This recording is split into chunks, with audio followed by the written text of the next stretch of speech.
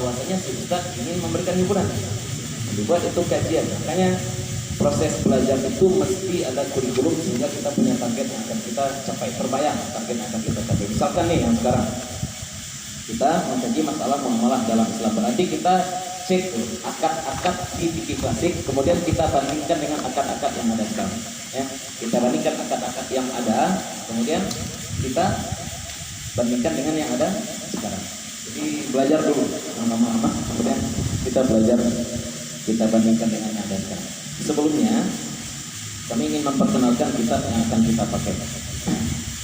Kami ingin memperkenalkan kitab yang akan kita pakai. Kemarin ketika kita membahas tentang mukaddimah, pengantar jual beli Islam, kita sekedar membahas tentang dalil-dalil umum, dan itu juga jamak dipakai dalil-dalil tersebut di buku-buku ekonomi kontemporer. Ya, kalau ekonomi Islam kontemporer pasti tidak akan lewat itu dalil wala taqulu amwalakum bainakum bil batil, pasti wa halallahu al-bai'a wa harrama riba. Nah, jadi kaidah pertamanya apa? Kaidah pertama kan yang harus kita ketahui. Ya, ini masalah yang kajian kemarin, makan harta orang kan tidak boleh. Makan harta orang tidak boleh. Tapi sekarang harta kita berlebih dan kita butuh apa yang orang punya. Islam memberikan solusi. Solusinya apa? Jual beli. Nah itu ya. Itu makanya wa halallahu al-bai'a. Riba pun kan seperti itu sebenarnya. Tukar menukar barang juga. Ya. Contohnya beras 2 kilo diganti dengan beras 1 kilo. Itu tukar menukar barang enggak? Tapi riba ya. Prosesnya sama dengan jual beli. Nah, tapi ada beda bentuknya ya. Bentuknya di sana itu. Makanya harus kita pahami dulu bahwasanya Islam itu juga memberikan solusi. Ketika dilarang, Islam memberikan solusi. Solusinya yaitu jual beli. Nah, kemudian dasar jual beli kita apa? Contoh kita dalam beribadah siapa? Pasti Rasulullah SAW. Sekarang ada tidak transaksi yang ada sekarang tapi tidak ada di zaman Nabi? Tentu transaksinya ada sekarang, di zaman Nabi tidak ada. Ada nggak? Aja tuh. Abang, ale. Leasing. Koperasi, ya, koperasi barangkali ada. Koperasi saya tidak ada. Bank, koperasi, kredit sekarang, transfer, beli online. Iya, PT online, enak. E-money ya, e-money itu tidak ada di zaman Nabi. Kini kalau misalkan kita mau tanya hukum e-money sama siapa?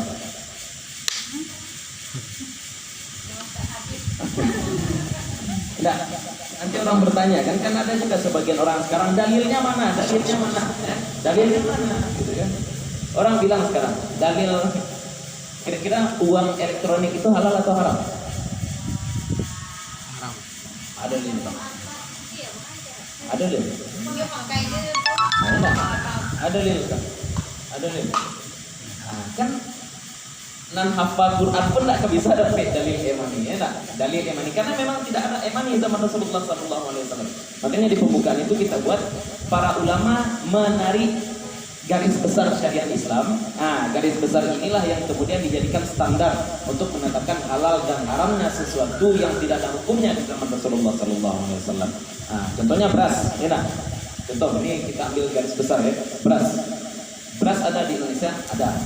Ada zakatnya enggak? Ada dalil zakat beras. Ada enggak dalil zakat beras? Nah, tidak ada. Iya, zakat fitrah kan kalau Nabi pakai apa zakat fitrah? Gandum, kurma. Kalau kita berarti kita bebas zakat kan, mana dalil zakat beras? Nggak ada orang itu bid'ah. Zakat beras itu bid'ah, nggak ada sama Nabi lah. Pasti itu salah orang. Sebab apa? Sebab para ulama mengambil inti dari zakat fitrah itu. Yang dizakatkan apa? Makanan pokok. Makanan pokok standarnya apa? Mengenyangkan. Dalam artian kalau kita sudah makan itu, kita tidak butuh makanan lain. Kemudian apa standarnya satu lagi? Bisa disimpan lama. Enak. Itu dua standar. Syarat ini apakah ada pada beras? Dipakaikan pada beras. Itu makanya diambil istilahnya garis besar saja. Kemudian diletakkan garis besar itu kepada sesuatu yang tidak ada hukum asalnya. Baras tidak ada hukum asarnya, tapi sifatnya sama dengan gandum, sifatnya sama dengan kurma. Hanya juga dipraktikkan di beras atau ganja, ya enggak?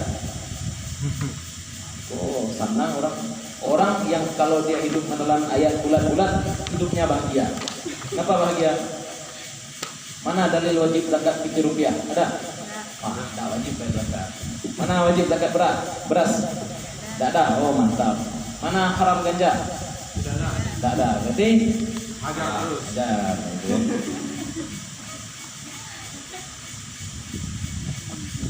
Terus bahaya. Dikit-dikit dalil. Ini juga dalil. Ya, analogi itu juga dalil. Itu kan analogi namanya, kias. Ya. Sesuatu yang ada hukumnya, contohnya khamar, dicari haddul wasat, titik persamaannya dengan ganja, kemudian ganja juga jadi haram. Apa persamaan khamar dengan ganja? Sama-sama memabukkan. Ya, sama-sama menghilangkan akal. Berarti segala hal yang menghilangkan akal hukumnya haram. Termasuk lem, termasuk bensin, termasuk spidol. Ya, termasuk buah palu. Enggak tahu kamu kan? Jangan coba. Buah palu, ganja itu hanya bisa memabukkan kalau dibakar, isuk, paru-paru. Kalau diabuin, enggak. Enggak. Kalau masuk ke lambung enggak mabuk. Itu makanya ganja dimasak dia itu biasa. Dijadikan sayur. Sampai kilo apa makan enggak mabuk. Karena masuk ke paru. Kalau ganja tuh kan kebetulan orang tua saya menetap di sini 7 tahun. Emang dijadiin sayur sama orang. Emang jadi sayur kok. Emang dijadikan sayur. Iya. Makanya itu yang kita bilang. Kalau masuk ke paru berarti tidak haram. Haramnya kapan? Ketika dibakar. Sama dengan buah palu. Ini beberapa orang membuat narkoba dari buah palu, ditumbuk, kemudian dibantu oleh, kemudian ditumbuk oleh. Oh, bang biru kan. Meniru ini. Kadang-kadang orang-orang ini kan dikeluarkan bukan tembakau rokok, dicampur di buah palu, dimasak boleh. Bisa. Jadi itu bisa memberikan efek sama seperti ganja. Itu makanya beberapa negara Arab mengharamkan buah pala.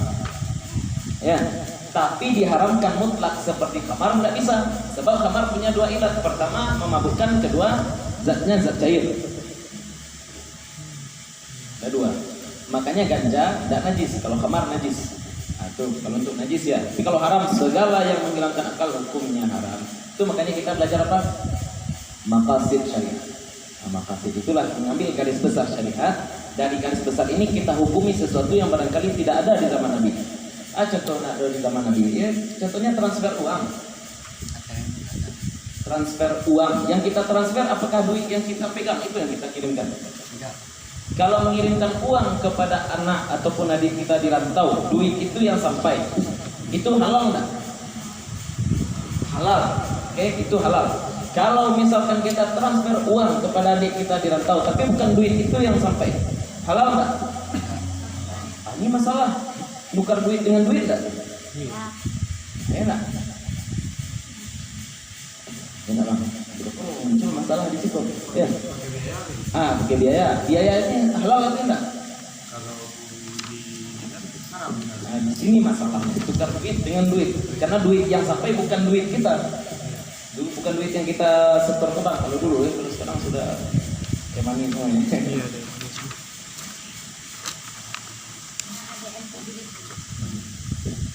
ADM dan lain sebagainya. Itu masalah. Kartu kredit, enak. Kartu kredit itu ada 3 orang kan yang melakukan akad. 3 orang. Pertama pembeli, kemudian penjual. Penjual ini mesti ada kerjasama dengan bank. Kan seperti itu akadnya kan bertingkat. Halal atau enggak? haram. Maka haram. Karena tidak langsung ini penjual dan pembeli. Yang membeli sebenarnya siapa? Yang membeli sebenarnya siapa ketika terjadi pakai kartu kredit? Bank atau kita? Orang bang. Yang nerima barangnya? Kita. Itu kan masalah. Apakah ini sesuai dengan syariat atau tidak? Kalau plek berarti tidak sah. Ya, kalau benar-benar plek tidak sah, tidak sah. Kan ya? Yang membeli kita, yang bayar orang. bank. Sekarang kita lihat ke bank dengan harga beli atau enggak? Harga berlebih lagi. Bisa jadi langsung haram. Karena praktik seperti ini tidak ada zaman Nabi Sallallahu Alaihi Wasallam. Gojek, ya. Kredit, ada. Nah, makanya, tadi kita katakan, ya, mengambil dalil dari Al-Quran dan hadis itu tidak segampang membaca terjemahan. Mengambil hukum dari Al-Quran dan hadis tidak segampang membaca terjemahan. Sangat berbahaya jika orang hanya mengambil hukum dari zahir-zahir teks saja. Itu contoh. Banyak contoh-contoh yang akan kita berikan, tapi ini contoh yang paling berbahaya. Ayat pelikapnya apa, Bang? Bisa yang paling tahu. Silakan.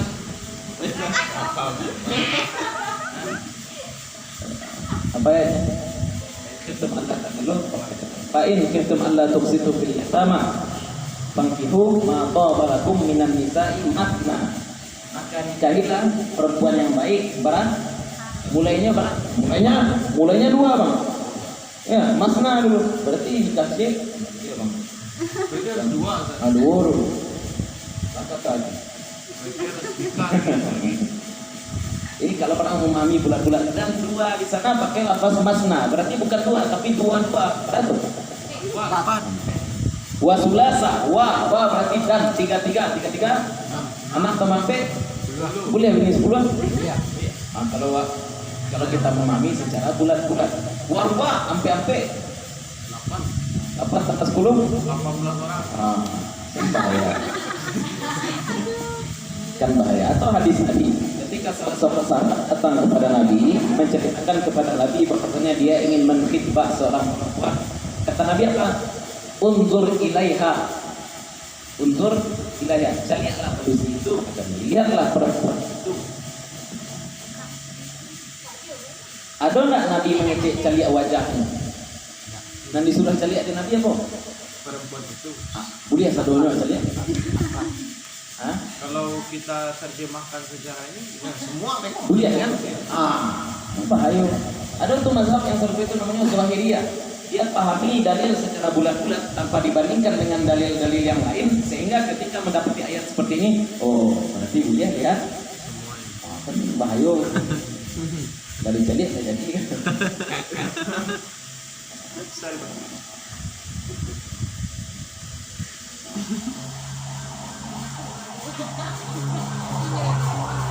Itu contoh sedikit. Atau ada ayat-ayat lain seperti itu ayat bulan puasa. Wa'kulu washrabu hatta yatabayyana lakumul khaytul abyadu minal khaytil aswadi minal fajr. Makanlah kamu, minumlah kamu hatta yatabayyana lakumul khaytul abyadu minal khaytil aswadi minal fajr, sampai terbit fajar. Jika ya, makan dan minum sampai belum boleh? Boleh lalu malam bulan puasa? Boleh lalu malam bulan puasa? Boleh. Nah boleh. Allah nyuruh kita Makan. Jadi makan aja. Makan aja, karena baru boleh berhenti kapan? Sampai Fajar. Itu kalau kita pahami secara bulat-bulat. Ya, kalau kita pahami secara bulat. Makan aja dulu. Makan aja terus sama-sama. Tak boleh tarawih. Pak nak tarawih, mau makan kolak aja. Allah nyuruh apa? Makan aja. Allah nyuruh apa? Cik anak dah kan. Yo, di mana Allah nyuruh? Aku Allah Qur'an ayat 142. Enggak? Makan dulu. Hatta yatabayyana lakumul khaytul abyadu minal khaytil aswadi minal fajr. Aduh cik, yang buku yang sangat berbahaya kalau pahami bulat-bulat ya. Surat Al-Anbiya ayat 98. Nah, kalau ada Quran ya. Al-Anbiya. Al-Anbiya ayat 98.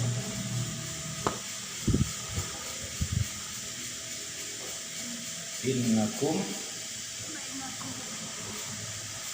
sama ta'buduna wa hasadu jahannam. Artinya Al-Anbiya surah 21.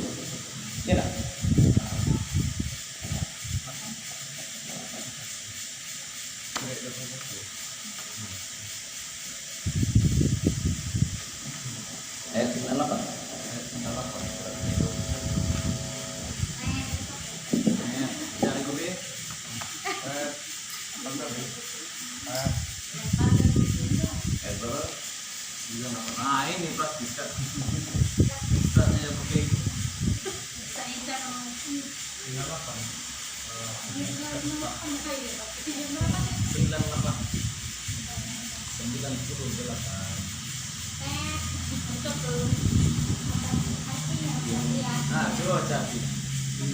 Lambat-lambat. Yes. Ah, Sungguh kamu orang kafir dan apa yang kamu sembah selain Allah adalah bahan bakar jahanam. nih, wah, sampai situ ya. Siapa yang jadi bahan bakar neraka jahanam? Orang kafir. Dan sungguh kamu dan apa yang kamu sembah selain Allah. siapa yang jadi bahan bakar neraka? Pertama orang kafir, kedua Yang disembah. yang disembah selain Allah. Allah. Nabi Isa disembah Iya. sama orang kafir. Nabi Isa disembah oleh orang kafir. Iya. Apakah Nabi Isa jadi bahan bakar neraka? Iya. Kalau ayat. Kalau kata ayat apa? Innakum sesungguhnya kamu wa ma ta'buduna min dunillah, apa yang kamu sembah selain Allah adalah bahan bakar api neraka. Berhala jadi bahan bakar neraka. Iya. Ya waquduhan nas wal hijarah, manusia, orang-orang kafir dan hijarah, batu-batu berhala. Kalau dia ini lebih frontal lagi, apa yang jadi bahan bakar neraka? Yang disembah. Nabi Isa disembah. Iya. Siti Maryam, Iya. Disembah sama orang Jibril, dia disembah juga. Sapi itu. Sapi ya, Nah, dia dibakar. tapi bumbu nak tuh. Kambing guling. Nah, ini menjadi masalah ketika kita pahami secara bulat-bulat. Ya enggak? Kan bahaya, pahami bulat-bulat ayat sehingga Nabi Isa, Siti Maryam, Malaikat Jibril semuanya satu masuk neraka. Nah, makanya enggak boleh awak paham-paham baca ayat kemudian kita pahami oh ini maknanya, oh ini maknanya, enggak boleh. Kalau kita belum punya ilmunya. Siapa punya ilmu? Guru. Enggak guru itu mendatang. Kok jauh aku di bawah. Masalah kata-kata itu. Nah, makanya di sini perlu kita insaf. Apa namanya? Insaf. Pahami kadar keilmuan kita. Kalau misalkan kita belum sampai pada derajat orang yang mampu memahami Al-Quran dan hadis secara langsung, berarti tugas kita apa? Bertanya kepada yang Lebih tahu. kalau kita nggak tahu obat-obatan, berarti tugas kita bertanya ke dokter. Kalau kita nggak tahu mesin, berarti tugas kita tanya ke manajernya tukang bingkai. Enak, pandai-pandai surang aja dia. Bawi ibadah dia sih. Tahu ibarat dia sih. Si ayah radiator beli oh dia kerja ayah. Dia kerja ya. Kalau kita nggak tahu lah sampai di sini, makanya harus insaf. Makanya ada konsep taklid dalam agama. Ada konsep apa? Taklid. Apa itu taklid? Mengikuti orang yang tahu. Ya, dalam kedokteran ada taklid, kita ikut dokter ketika kita berobat. Dalam berkendaraan juga seperti itu, ada taklid, kita ikut ahli mesin. Ya. Dan bertanya dulu, Pak, kamu tuh gigi satu masuk dulu, nak siapa kan? Kan ya, siapa Pak pada jam itu masuk gigi satu dulu. Pak, masuk gigi lima lah langsung, nak kan? Dia capek kencangnya. Jalan tak tuh? Enggak kan? Sama jawab masak lagi kan? Saya orang lewat, aku daging tu dia, bawang dia asap. Jangan ditanya-tanya. Sebab belum makam kita untuk bertanya di kitchen mana ada orang lewat, aku bawang putih punya zat ikut tak. Bagi tak tahu sebenarnya. Enak. Bisa tapi intinya orang tua biasanya akan mengatakan ini untuk mengurangi amis daging, ya nak? Gunanya dia seperti langkah segala macam tidak usah. Kalau kita baru belajar kita ikuti saja dulu. Nanti akan lama. Kalau nggak ikuti, kalau banyak tanya tidak jadi masalah.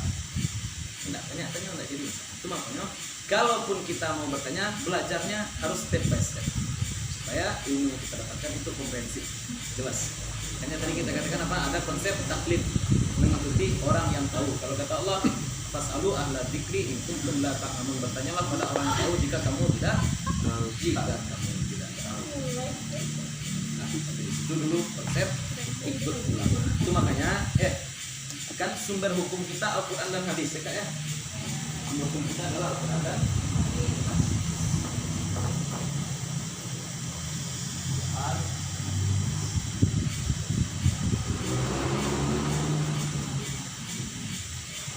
bisa dipahami langsung? Enggak. Sebab efeknya seperti yang kita sebutkan tadi, contoh-contohnya. dipahami secara langsung bisa jadi nabi bisa aku jadi bisa jadi malam bulan puasa udah boleh sholat tarawih kenapa harus makan dia jadi ada proses di sini prosesnya apa mengekstrak hukum dari mengeluarkan hukum dari sebenarnya di baik itu istiad proses mengeluarkan hukum dari dalil. Ini dalilnya mentah. Al-Quran dan hadis ini dalilnya mentah maksudnya belum bisa kita praktekkan langsung. Contoh masalah sholat, ayat mana yang menjelaskan tentang rukun sholat? Tidak ada. Ya, terpisah-pisah. Nah, para ulama apa? Para ulama yang sudah menguasai keseluruhan, dirincinya, dirapikannya semuanya ke dalam rukun sholat yang kita bahas. Atau hal-hal yang membatalkan sholat juga seperti itu. Banyak terpisah-pisah, kemudian digabungkan menjadi hal-hal yang membatalkan sholat dan seterusnya. Itu namanya ijtihad. Hasil ijtihad apa?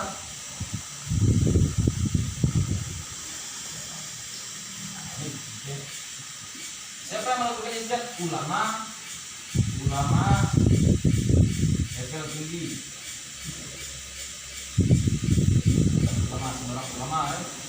Ulama level tinggi.